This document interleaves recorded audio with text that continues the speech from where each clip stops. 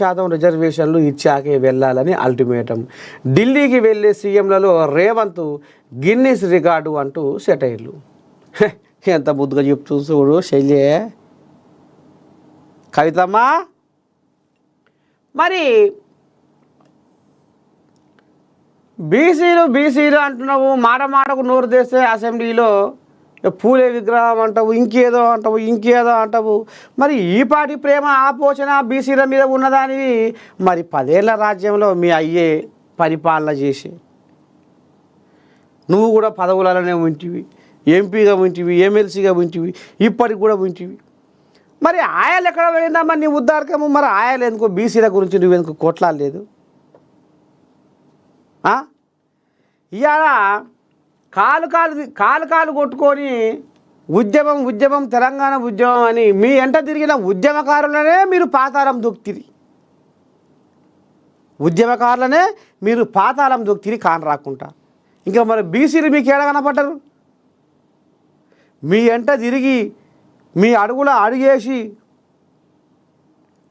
ఉపాసం ఉండి ఇంటికాడ పెళ్ళాలతో పంచాయి పెట్టుకొని ఆగేశా తెలంగాణ కోసం కొట్లాడుతున్నా అని ఈయన గల్లెగరేసుకుంటా మీ తోక పట్టుకొని తిరిగిన ఉద్యమకారులనే మీరు మర్చిపోయి పాతాళం దొక్కిన బాపతి మీరు. మీకు మరి ఆయల్లా మరి బీసీలు ఎందుకో ఆదికి రాలేదు?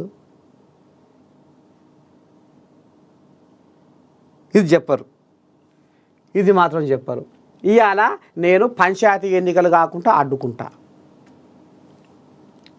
బీసీలకు 42% రిజర్వేషన్లు ఇచ్చాకే వెళ్ళాలని అల్టిమేటం.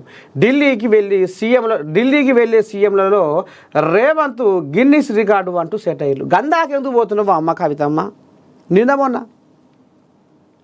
కాళేశ్వరం బాపతిలా విచారణకు రావాలని పీసీ ఘోష్ కమిషన్ ఎవరైతే ఉన్నారో ఇక ఆ పెద్ద మనిషి మరి రావయ్య రంగయ్య అని మీ అయ్యని విలువనంపి చేస్తే నోటీసులు పంపిస్తే అమ్మ ఈ కథ ఎట్టెట్టయితట్టుంది, ఏందో ఏం కథ అని హరీష్ రావు ఈడే రాజేందర్ ఏ రకంగా బదులుకొని ముచ్చటి పెట్టుకున్నారమ్మా?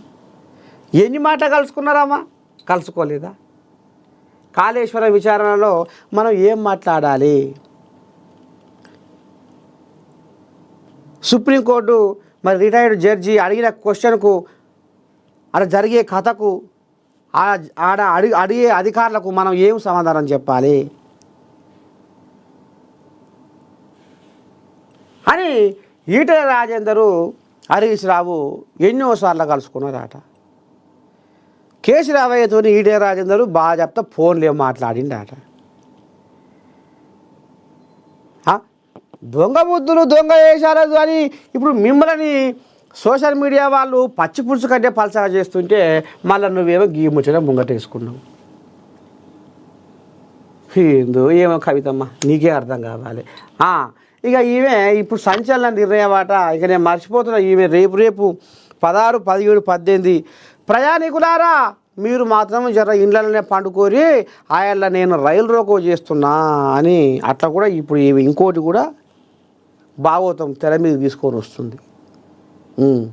ఇప్పుడు ఈమెకు బీసీల మీద దండం పెట్టి గుండెలకు వెళ్ళి తన్నుకొని అలుగు దునికినట్టే దునుకుతుంది ప్రేమ. ఆ రకంగా పోతుంది ఇప్పుడు కవితమ్మ కథ.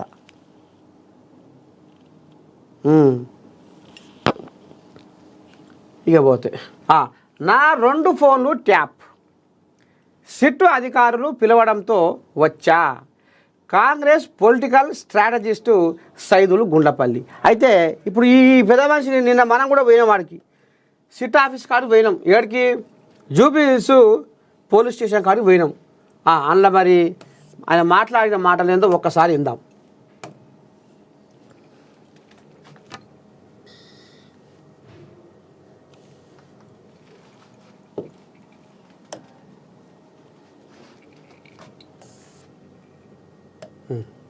దా